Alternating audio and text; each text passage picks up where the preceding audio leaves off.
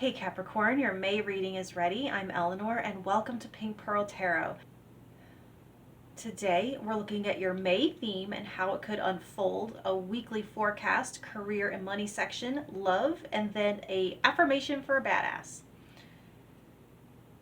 Now your theme for the month of May is Gaia, nurturing, and as I look at all of your cards, there is a massive gravitational pull inwards, returning to a source of life, of love, of energy and meaning. Home to source, I'm hearing, like a sacred well to replenish yourself. So this is a month to receive, whether it's coming from others or if you just give it to yourself. Believe me, you can try to give to yourself and still not receive it.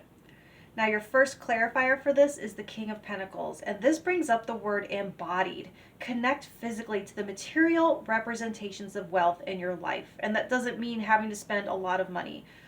It just means using all of your senses to experience each meal more fully, or like freshen up your sheets so that the material feels good on your skin. Whatever makes you feel abundant in your surroundings versus like a more intangible thing, like looking at your digital currency balance or having a lot of paper in your pocket that you aren't actually converting into anything that you can taste, touch, smell, etc. Now your second clarifier is the Wheel of Fortune, a card of change, and it's also an energy of cycles, but it's like the ones that can be so large that we don't necessarily detect them in the way that we do daily or even yearly cycles. It says it's your turn. You're entering a phase to give back to yourself and to collect on everything that you have put into the flow. You know that old song? It's like, for everything, turn, turn, turn. A time for every purpose under heaven. A time to plant, a time to reap, and on like that. It's old, and I think it's probably from a Bible verse. I don't know. But May is the time for this purpose, for you to recharge. Your third clarifier is the Ace of Cups. So not just physically, but emotionally too. Or maybe not so much both in that sense, but by doing so physically and recharging and nourishing your body, it fills your heart. It has a healing effect on your emotional health. It refills your lamp with oil after it's gone dry and burnt out. And you're working your way up the chakras, or Maslow's hierarchy, however you prefer to look at it. Now for the first week of May, you have the Two of Wands reversed, and this says there's no place like home, and also there's no time like the present. This isn't a week for future tripping, but for taking care of what already is. The time you spend on rest and repair now is how to prevent everything from scattering to the wind when you do set off on the move again. So like take a to-do list, for example. Do you tend to like address the most recent add-ons, additions with the intention of working your way back, but because there's always something being added, there's something always that just gets pushed back and back until it just lives on the list, right? So do that thing this week.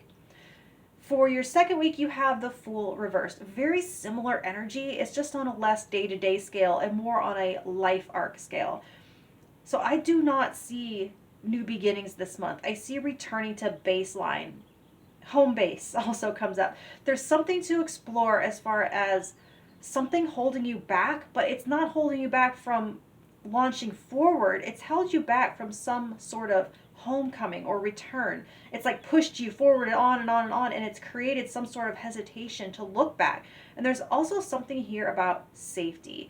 As a basic human need, what can you give to yourself right now that would refill or meet that need in a more intentional or direct way? Now for the third week, you have the Eight of Wands also reversed. Your whole forecast row is reversed. So everything is just being pulled in towards you. And this has the feeling a little bit of Mercury being in retrograde, even though it isn't in this period. Things might seem to slow down or be moving in slow motion. But it's almost dreamy, like a music video. And like, wasn't there a comedian who once said like everything was way cooler in slow motion? And in Taekwondo, we used to sometimes do our forms like molasses, my teacher called it, like a snail, and just feeling everything and observing the paths of the movement and which muscles contract and release, and just detect things that would be undetectable at normal speed. So this time dilation, it can be a source of frustration, or it can be a source of revelation, depending on if you can ground yourself through it. Now for the fourth week, you have the Ace of Cups reversed, right under the Ace of Cups upright.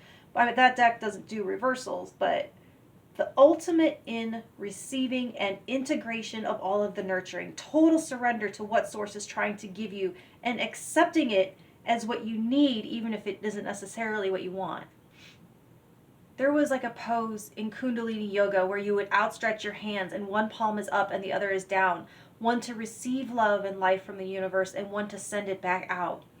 Maybe both palms were up, I can't remember, but you can't be a conduit without being open to giving and receiving. So you'll give until you're depleted and then that's it. So it's time to refill. It's time to open the side of the conduit, the circuit that receives. Now for work, you have awakening or judgment with 5 of air. So by doing all of this work, and by that I mean breaking down barriers to receiving support and nurturing, you come back to life in a way, and you're suddenly and spectacularly connected to purpose, what you were made for, where all of your hopes and dreams and desires were pulling you from the beginning. And what it does is it forces you to look at some of your financial or career choices in a different light, which is not to say that any of them were good or bad. They were just made with a different original intention. And you might be setting a new intention here in May and revisiting your strategy and just making those tweaks you might need in order to change course. So for love, you have the 10 of Wands with the Lovers. You have worked long and hard for this era to finally come into maturity.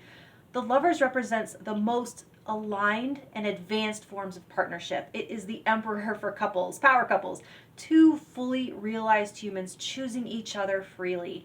And it shows that you have earned it, and you've done so the hard way, the way of integrity. So you could take this a couple of different ways. Some of you could be reaching this level in your current relationships, and others of you could be embarking on this journey. And it says that there are no shortcuts to it, that the energy is a result of the journey itself, and it does not exist without the journey. There's no flight to it, so to say. The Lovers are made. They have history, and history doesn't materialize out of thin air.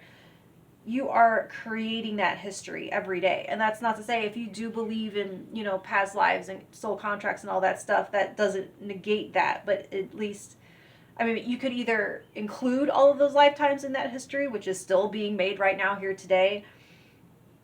But if you want to limit it to this lifetime, if that's how you want to think about it, you are creating that history today and every day. That's how the Lovers are made. They aren't born. So your affirmation is, I am an amazingly strong, competent, take no ish, speak my mind, forward effing badass. So embody that and think of that when there's another little voice in you that tries to say that you aren't worthy of receiving the nurturing. No, you have to nurture this level of badassery. So I hope that helps, Capricorn, and I will talk to you next month. Thank you.